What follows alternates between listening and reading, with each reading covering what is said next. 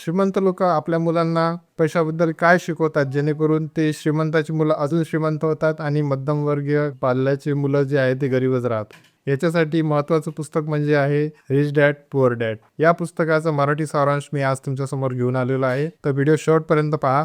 या पुस्तकाच्या प्रत्येक बारीक गोष्टी मी तुम्हाला थोडक्यात समजून सांगणार आहे आणि जे तुमच्याला खूप महत्त्वाचे पडणार आहे. सर्वप्रथम मी तुम्हाला पुस्तकाची ओळख करून देतो. हे पुस्तक 1997 मध्ये रॉबर्ट कियोसाकी यांनी लिहिलेलं आहे. हे पुस्तक लिहिल्या इतकं फेमस झालं की या पुस्तकाच्या नंतर खूप बऱ्याच आवृत्ती आल्या. या पुस्तकामध्ये लेखक सांगतात की त्यांचे 2 वडील आहेत. बायोलॉजिकली हे शक्य नाही आहे, पण ते एक स्वतःचे वडील मानतात आणि एक ते मित्राच्या वडिलांना म्हणतात की रिच डॅड आहेत म्हणून. त्यांचे स्वतःचे वडील हे प्राध्यापक होते आणि त्यांना पैशाविषयी खूप संघर्ष करावा लागत होता. परंतु त्यांच्या मित्राचे वडील जे होते, ज्यांना ते श्रीमंत डॅड किंवा रिच डॅड असे संबोधित होते, ते मात्र बिझनेस करत होते, कमी वेळात जास्त पैसे कमवत होते. तर त्यांचा मूल मंत्र काय आहे हे या पुस्तकात व्यवस्थितपणे समजून सांगितलेलं आहे.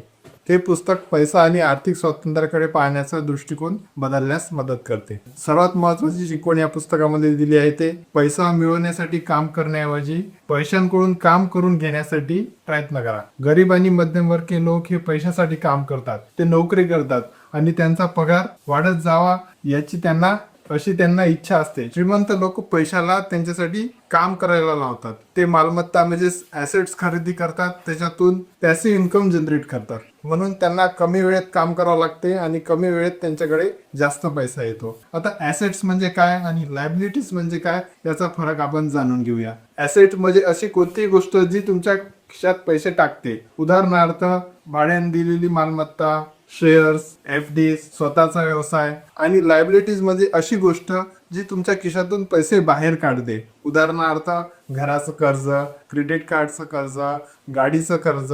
गरीब आणि मध्यमवर्गीय लोक हे लायबिलिटीजला ॲसेट्स मानतात, जसं की स्वतःचं घर, महागडी गाडी, महागडा मोबाईल यांना ते ॲसेट्स मानतात, परंतु ते लायबिलिटीज आहेत. लेखक सांगतात की रॅट रेस मधून बाहेर पडा. बऱ्याचशा गोष्टी आपण बाजूच्याने विकत घेतल्या म्हणून करायला जातो. बहुतेक लोक रॅट रेस मध्ये अडकलेले असतात. ते जास्त काम करतात, जास्त पैसे कमवतात, पण त्याच वेळी त्यांचा खर्चही तेवढाच वाढतो. या चक्रातून बाहेर पडण्यासाठी आर्थिक साक्षरता, फायनान्शियल लिटरसी असणे आवश्यक आहे.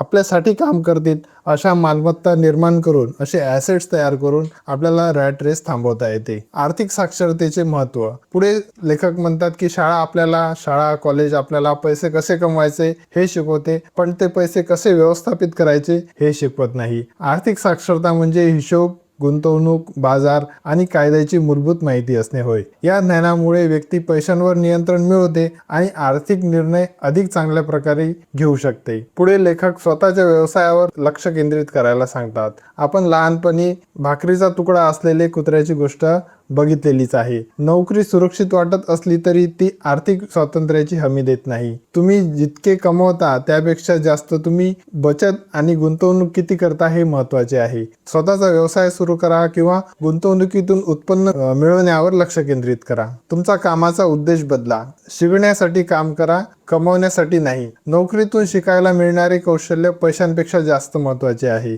बऱ्याच फ्रेशर्स लोकांना नोकरीची सुरुवात करताना कमी पैसे मिळतात, परंतु जिथे कौशल्य शिकवले जाते अशी नोकरी सोडू नये. संवाद कौशल्ये, सेल्स स्किल्स आणि नेतृत्व कौशल्ये स्वतःचे विकसित करा. नंतर लेखक सांगतात की आपण आव्हानांवर मात करायला शिकलो पाहिजे. यशस्वी होण्यासाठी प्रत्येक मानसिक अडथळ्यांवर मात करणे आवश्यक आहे. अडथळे जसे की भीती, अहंकार आणि आळस. पैसे गमावण्याची भीती बऱ्याच लोकांना असते, परंतु नवीन आपण जर काही शिकत गेलो तर ही भीती आपल्याला वाटणार नाही. नंतर मला सर्वच काही माहिती आहे या गोष्टीचा अहंकार बऱ्याच लोकांना असतो, परंतु मोठे बिझनेसमॅन लोकही शेवटपर्यंत शिकतच असतात.